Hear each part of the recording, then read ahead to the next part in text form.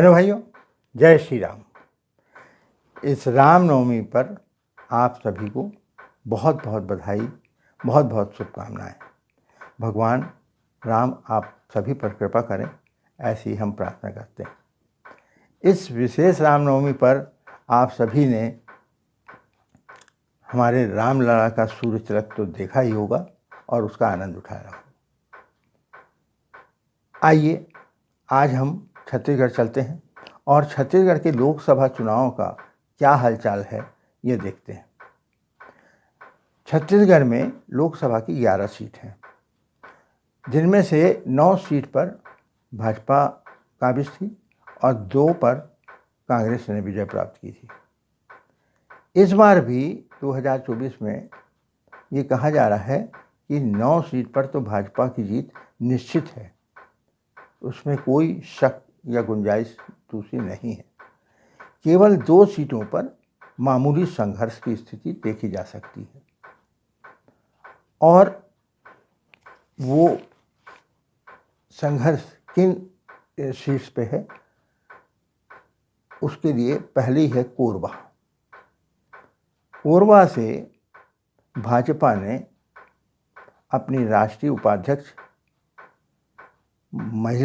दबंग महिला नेत्री सरोज पांडे को मैदान में उतारा है। वहीं पर ज्योत्सना महंत, जो चरणदास महंत जी की धर्मपत्नी हैं, वो कांग्रेस से चुनाव लड़ रही हैं। कोरबा 2008 में लोकसभा के अस्तित्व में आया। कोरबा लोकसभा क्षेत्र 2008 से अस्तित्व में आया। पहले ये जांजगीर चांपा के अंतर्गत था। 2009 के चुनाव में चरणदास महंत जी ने, जो कांग्रेस के थे, उन्होंने भाजपा की नेत्री करुणा शुक्ला को हराया था। लेकिन 2014 में कहानी बदल गई, कहानी ने मोड़ ले लिया और यहाँ पर डॉक्टर बंसीलाल महतो ने चरणदास महंत जी को पटकनी दे दी। लेकिन 2019 में फिर से कहानी में मोड़ आया और अपने चरणदास जी की पत्नी इस बार चुनाव लड़ रही थी, ज्योत्सना महंत। उन्होंने भाजपा के ज्योतिनंद दुबे को हराया। यद्यपि वह बहुत बड़ी जीत नहीं थी, लेकिन चूंकि यहाँ पर पुरुष और महिला मतदाता लगभग बराबर हैं, उस स्थिति में ज्योत्सना महंत जी बाजी मार गई। इसलिए इस बार भाजपा ने अपनी भाजपा नेत्री को मैदान में उतारा है। तो उस स्थिति से तो भाजपा का पलड़ा भारी होना चाहिए, लेकिन चूंकि सरोज पांडे जी वो दुर्ग से हैं, तो इस तरह कोरबा के लिए वो बाहर की हुई। अतः वहाँ के स्थानीय नेताओं में असंतोष, आक्रोश होना स्वाभाविक था और इसी कारण ये कहा जा रहा था कि यह चुनाव संघर्षपूर्ण होगा। अब ऐसी स्थिति में दूसरी तरफ देखा जाए तो वहीं जो कांग्रेस की ज्योत्सना महंत हैं, उनके विरुद्ध एंटी इनकम्बेंसी फैक्टर देखा जा रहा है। वहाँ के लोगों ने उन पर काम ना करने के आरोप लगाए और उनसे वो नाखुश दिखाई दे रहे हैं। वहाँ की न केवल उनके नेता बल्कि वहाँ की जनता भी। अब कोरबा में जातिगत समीकरण देखा जाए तो 44.5% वहाँ पर आदिवासी जनजाति के लोग हैं, 9.2% शेड्यूल कास्ट हैं, 3.2 मुस्लिम हैं और 43% सामान्य जाति के लोग हैं। ऐसी स्थिति में चूंकि वहाँ आदिवासी जनजाति के लोग हैं, तो गोंडवाना गणतंत्र पार्टी और बहुजन समाज पार्टी भी अपना जोर आजमाइश करती है। यद्यपि उन्होंने कभी जीत तो हासिल नहीं की और ना ही अभी भी उनको कोई सफलता मिलेगी, लेकिन वे वोट काटने में सफल होंगे। क्योंकि अभी पिछले साल 1.5 साल से देखा जाए ख़ास तौर से, तो मोदी जी ने आदिवासी समाज में अपनी बहुत अच्छी इमेज बनाई है और आदिवासी समाज में उनके प्रति आकर्षण देखा जा रहा है।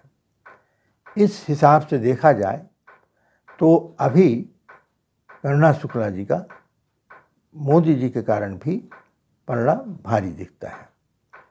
इसके साथ साथ अब जो बात शुरुआत में थी उस पर काफ़ी हद तक सरोज पांडे जी, जो कि एक अनुभवी नेत्री रही हैं, उन्होंने उस पर काबू पा लिया है और वहाँ के कार्यकर्ताओं के साथ तालमेल बिठा लिया है। अब वहाँ पर कार्यकर्ता उसी भाव से काम कर रहे हैं जैसे वो पहले करते आए हैं। तो ऐसी स्थिति में आज यह लग रहा है कि वहाँ पर 60-40% वाला मामला है। 60% सरोज पांडे, 40% ज्योत्सना महंत। अब आइए राजनांदगांव पर। राजनांदगांव में कांग्रेस ने अपने भूतपूर्व मुख्यमंत्री भूपेश बघेल को उतारा।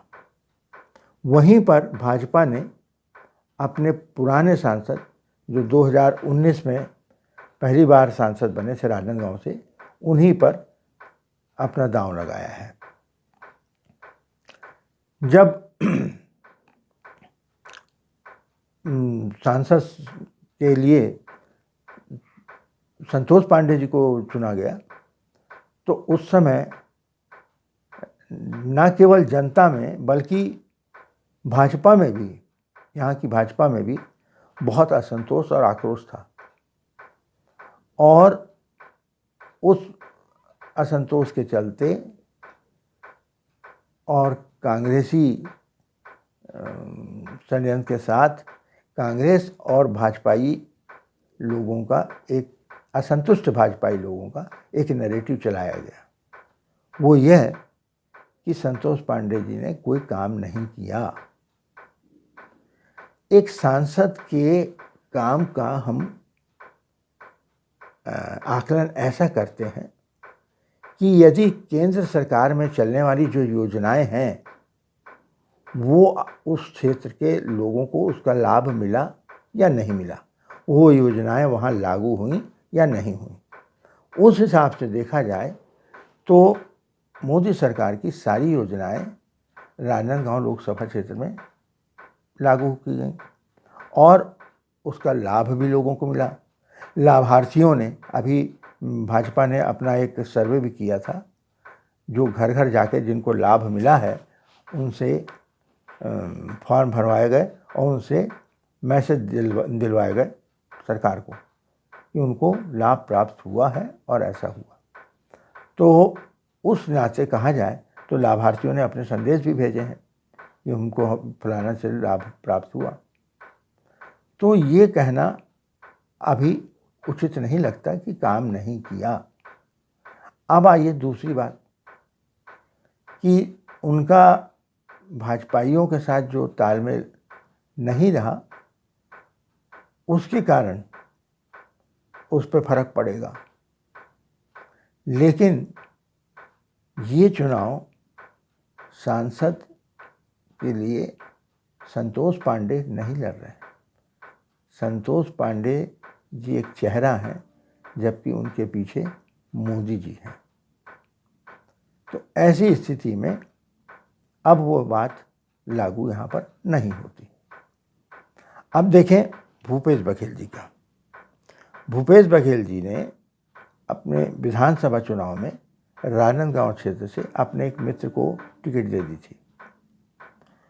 तो उसकी वजह से क्या हुआ कि उस समय जो यहाँ के स्थानीय कांग्रेसी नेता बड़ी उम्मीद लगाए बैठे थे कि उनको टिकट मिलेगी और वे बड़ी कोशिशें कर रहे थे, वे नाउम्मीद हो गए और उनको ये लगा कि हमारा इतना परिश्रम, इतनी मेहनत, इतने वर्षों की मेहनत सब व्यर्थ है। हमको तो केवल यहाँ झंडा और डंडा उठाने के लिए रखा गया है। हमको जब टिकट मिलने की बात ही आती है तो बाहर के लोगों को आके दे दिया जाता है। चलिए, उस बार तो जो हुआ हुआ। लोकसभा चुनाव में भी उनकी उम्मीद पर पानी पड़ गया। इस बार भूपेश बघेल आके खड़े हो गए। तो ऐसी स्थिति में कांग्रेस में भी बहुत ज़बरदस्त आक्रोश और असंतोष है। एक जगह भाजपाई नेता एक को कह रहे थे, बाहरी व्यक्ति था वो, हालांकि उसका कोई राजनीति से मतलब नहीं रहा है, कि भाई इस बार तो संतोष पांडे हार रहे हैं। तो उसने उसको उत्तर दिया कि इस बार चुनाव बड़ा विचित्र हो रहा है। इस समय कांग्रेसी भाजपा को वोट दे रहे हैं और भाजपाई कांग्रेस को। तो उसका चेहरा देखने लायक हो गया कि लोगों को भी अब ये जानकारी मिल गई है कि भाजपा में कुछ लोग इस तरह का काम कर रहे हैं। तो भाजपा में तो राजनांदगांव की एक विशेषता रही है कि भाजपा में इस तरह के विघ्न संतोषी काफ़ी रहे। चुनाव कोई भी हो, व्यक्ति कोई भी हो, उनको हमेशा हर चुनाव में सैबोटेज करना है। ये वो काम निष्काम भाव से, जैसे मानो उन्होंने गीता का अध्ययन किया हो अच्छी तरह, उस निष्काम भाव से वो करते हैं। वो एक कर्तव्य समझ कर करते हैं, इसलिए उन पर दोष देना उचित नहीं होगा। यद्यपि उसमें कई बार वो सफल भी रहे। और आपको सबसे बड़ी आश्चर्य की बात तो ये लगेगी कि डॉक्टर रमन सिंह जो 3 बार मुख्यमंत्री बने, और वो जब चुनाव लड़े हैं और जब सांसद का भी चुनाव लड़े हैं उस समय भी, तब भी विघ्न संतोषियों ने उनकी राह में रोड़े अटकाने शुरू किए। ये बहुतेरी जनता जानती है। ऐसा नहीं है कि ये केवल पार्टी के बेस पे ही लोगों को मालूम। बाहरी लोग भी इस पर चर्चा करते रहे, और कई लोग तो ये भी कहते हैं कि हम चुनाव के 2 या 3 दिन पहले बता सकते हैं कि कौन जीतेगा, और वो इनके फैलाए गए नैरेटिव को जानकर। तो ये बात आप कोई नई नहीं रह गई है। वो तो रमन सिंह जी चूँकि एक मंझे हुए राजनीति के खिलाड़ी हैं, और उनकी एक अपनी अलग तकनीक है जिसकी वजह से वो इन विघ्न संतोषियों को फेल कर देते हैं। अब वही लोग जिनको उम्मीद रहती है, वो चाहते हैं कि किसी तरह इसको हरा दें ताकि इसका कद ऊंचा ना उठ पाए, हमसे ऊंचा ना चला जाए। तो ये बातें जो हैं, उनको उस वजह से ये लोग कोशिश अपनी करते रहते हैं। लेकिन इस बार मामला उल्टा होगा, क्योंकि मैंने कहा ना कि संतोष पांडे जी के पीछे चेहरा मोदी जी का है। लोग मोदी जी को जान रहे हैं। लोगों में ये जागरूकता आ गई है जनता में कि हमको देश को यदि ऊपर ले जाना है तो हमको मोदी जी को ही लाना होगा। भ्रष्टाचार को इस देश से मिटाना है तो मोदी जी को ही लाना है, क्योंकि अभी पिछले 10 वर्षों में भ्रष्टाचार के खिलाफ उन्होंने जो काम किया है वह अभूतपूर्व है। और सबसे बड़ी बात, जहां केंद्र सरकार में बार बार घोटाले हुआ करते थे, वो सारे घोटाले बंद हो गए। वो मोदी जी के कारण। एक भी घोटाला का नाम सामने नहीं आ सका। झूठी बातें फैलाते रहे ये विपक्ष के लोग, लेकिन वो धराशायी होते गए। इसी तरह से बहुतेरे लोगों की धारणा ये है कि भाई हमको किसी मुद्दे पर बात नहीं करनी, हम तो बस यह जानते हैं कि मोदी जी ने भारत का सम्मान विश्व में बहुत ऊंचा कर दिया है, बहुत बढ़ा दिया है, और यदि मोदी जी फिर से आते हैं तो निश्चित रूप से भारत शिखर पर होगा। तो हमें इसलिए मोदी जी को ही लाना है, फिर उसके लिए हमें कोई भी हो सामने, हमको उसे वोट देंगे ही। ऐसी स्थिति जब आ जाती है तो विघ्न संतोषी भी धरे के धरे रह जाते हैं, वे भी कुछ नहीं कर सकते। हाँ, एक बात और ये भी सुनने में आई है, क्योंकि देखिए ये चुनाव के बारे में आपको हाल जानना है तो आप शहर में घूमिए, पान ठेले पे, होटल में, नुक्कड़ पर, दुकानों के प्लेटफार्म पर, चाट वालों के ठिकानों पर, या जहाँ घूमने फिरने की गार्डन जगह है वहाँ पर, कॉलेज में, यहाँ पर जाइए और वहाँ जब गुट में राजनीति के विषय में चर्चा हो रही हो तब उसको आप सुनिए, तो उससे आपको बहुत सारी जानकारी मिल जाती है और जिससे आप अनुमान लगा सकते हैं कि माहौल क्या चल रहा है। तो उसी सिलसिले में ये एक बात पता चली है सूत्रों से, विश्वसनीय सूत्र हैं, कि अभी आने वाले 2-4 दिनों में ही कांग्रेस के बड़े बड़े नेता, स्थानीय नेता पार्टी छोड़ रहे हैं। अब वो पार्टी छोड़कर भाजपा में जा रहे हैं या कहाँ जा रहे हैं, इसके बारे में मुझे जानकारी नहीं हो पाई। अब इसी तरह से मैंने जब एक युवाओं के ग्रुप को सुना वहीं पास में खड़े होकर, तो उसमें कोई कांग्रेसी युवा था, वो कह रहा था कि इस बार हमारे राहुल जी ने 30 लाख नौकरियों को देने का युवाओं को कहा है और इस तरह से इंटर्नशिप और ये फलानी चीज़ देंगे, ऐसी स्कॉलरशिप देंगे। तो वहीं दूसरा युवक वहीं बोल पड़ा कि ये 30 लाख नौकरी देंगे बोल रहे हैं कि 30 लाख नौकरी बेचेंगे, क्योंकि अभी ज़्यादा दिन नहीं हुए हैं। ये जो पिछले 5 साल विधानसभा में कांग्रेस की सरकार थी तब उन्होंने नौकरी कैसे बेची ये यहाँ का युवा जानता है, यहाँ की जनता जानती है। किस तरह से पीएससी में घोटाला हुआ, किस तरह से उसकी सीबीआई जांच हो रही है, इन सब के बारे में उसको जानकारी है। तो ये हमको अब ये मत बतलाओ।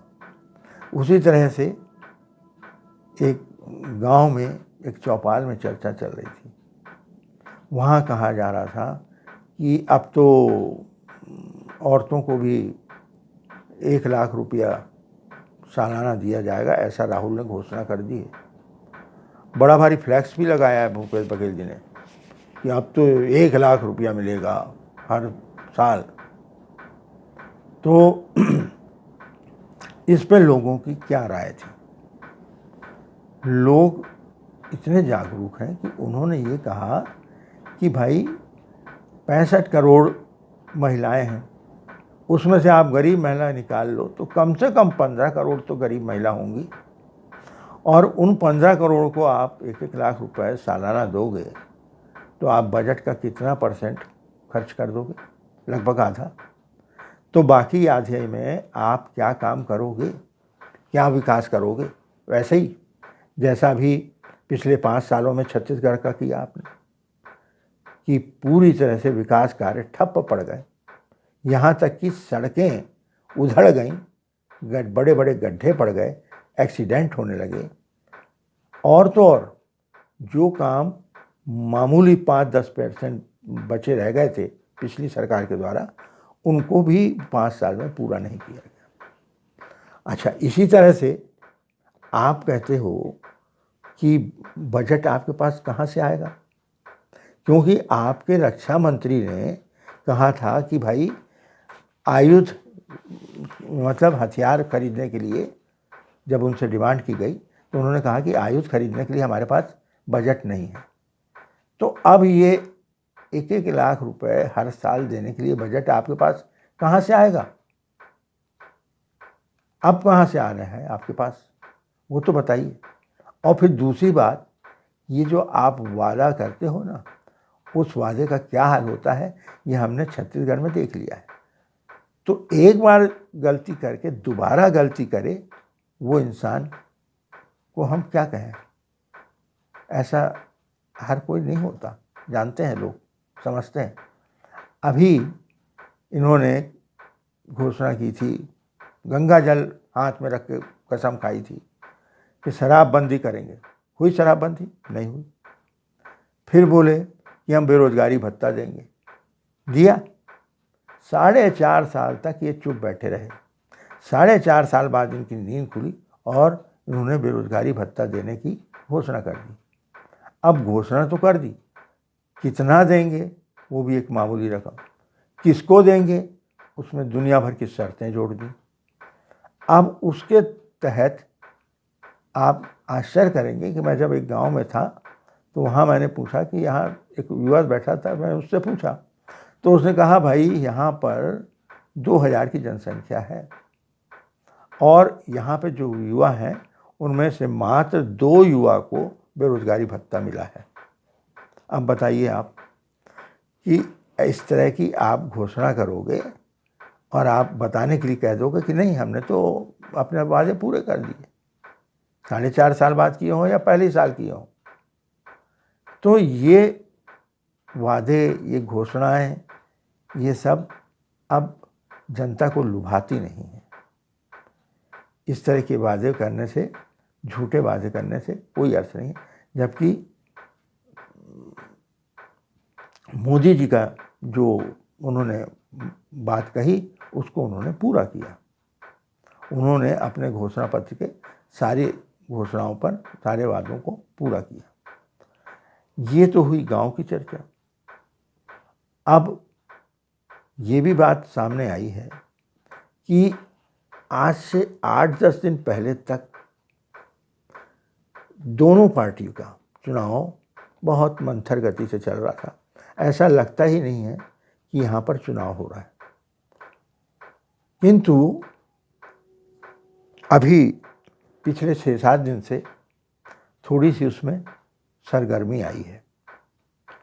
6-7 दिन पहले यहाँ के युवा पूर्व सांसद अभिषेक सिंह जी ने एंट्री ली और वो यहाँ के कार्यकर्ताओं को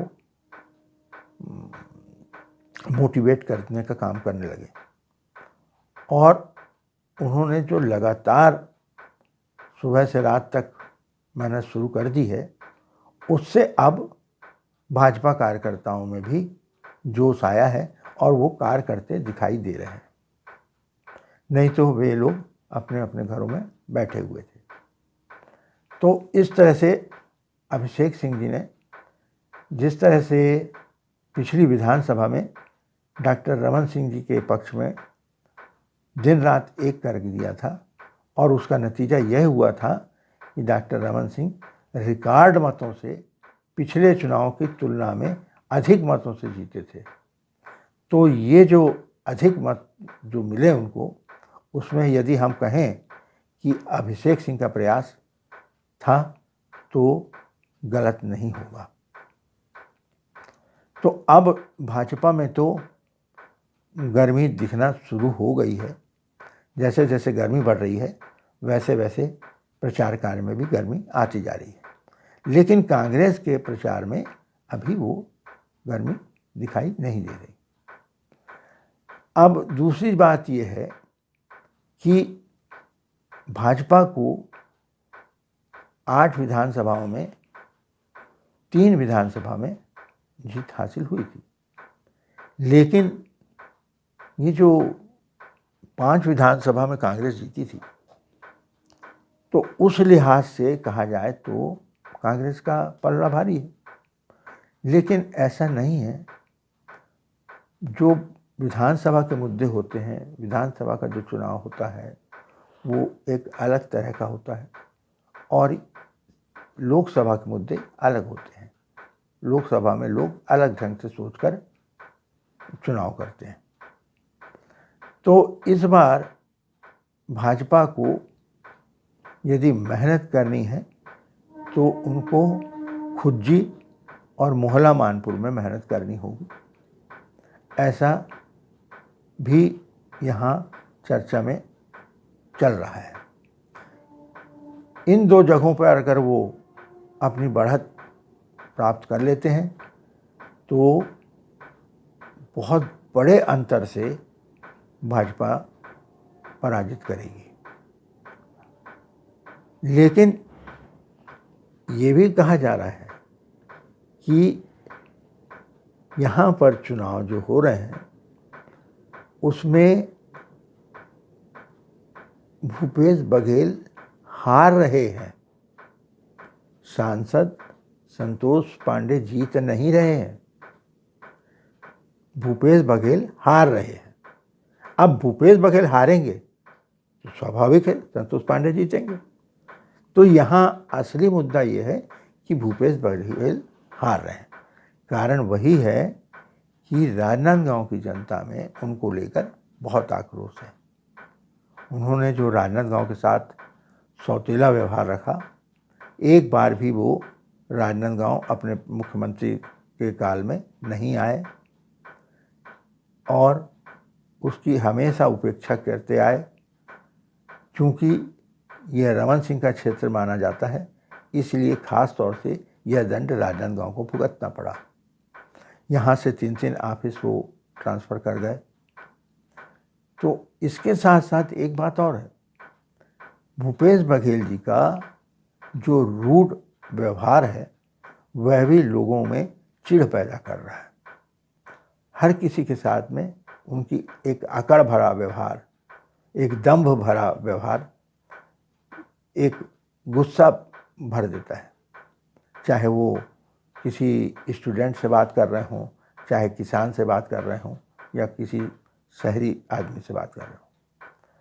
तो इस वजह से भी जनता जो है वह नाखुश है और वो उनको हराने के लिए वोट दे रही है,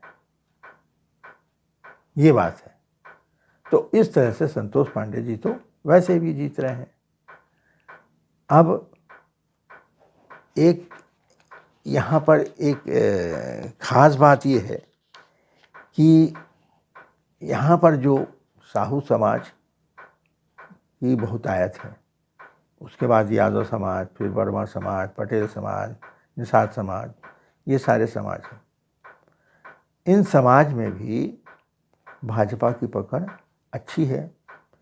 यादव समाज से मधुसूदन यादव जी, जो कि सांसद रहे हैं भाजपा के, वे भी अपनी तरफ से काफ़ी प्रयास कर रहे हैं। तो यादव समाज का भी बहुत बड़ा योगदान भाजपा को है। साहू समाज तो पहले से ही भाजपा के प्रति निष्ठावान रहा है।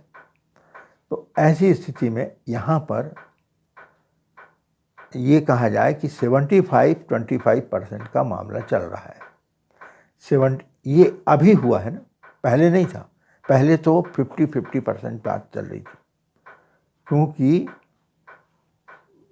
संतोष पांडे जी से लोग नाखुश थे, खास तौर से भाजपाई। तो उस स्थिति में 50-50% था, लेकिन अब वह बढ़कर सीधे 75% चला गया है भाजपा के पक्ष में और 25% चला गया है कांग्रेस के पक्ष में। आज हम यहीं विराम करते हैं। आप लोगों से मेरा पुनः निवेदन है कि कृपया इस वीडियो को लाइक, शेयर और कमेंट ज़रूर करें, ताकि मुझे पता चले कि मेरे में क्या कमियां हैं, मैं क्या सुधार करूं। और यदि आप पहली बार चैनल को देख रहे हैं तो आपसे मेरा निवेदन है कि आप इसको सब्सक्राइब कर लें, क्योंकि आने वाले अब दिनों में मैं संपूर्ण भारत के जो लोकसभा चुनाव हो रहे हैं उस पर आपको एक बिल्कुल डिफरेंट विचार दे रहा हूं, क्योंकि ये चुनाव बहुत ही महत्वपूर्ण हो रहे हैं। 2024 के चुनाव ये मामूली चुनाव आप मत समझिए, इसलिए उस चुनाव को उस दृष्टिकोण से भी देखने की आवश्यकता है जो मैं आपको बताऊंगा। इसके साथ साथ मैं आपको वो संख्या भी बताने की कोशिश करूंगा कि कितनी सीट भाजपा को मिल रही है आज की डेट में और आगे कितने मिलने की संभावना है। आज यहीं विराम करते हैं। जय श्री राम। आप खुश रहें, स्वस्थ रहें, मस्त रहें। धन्यवाद। जय श्री राम।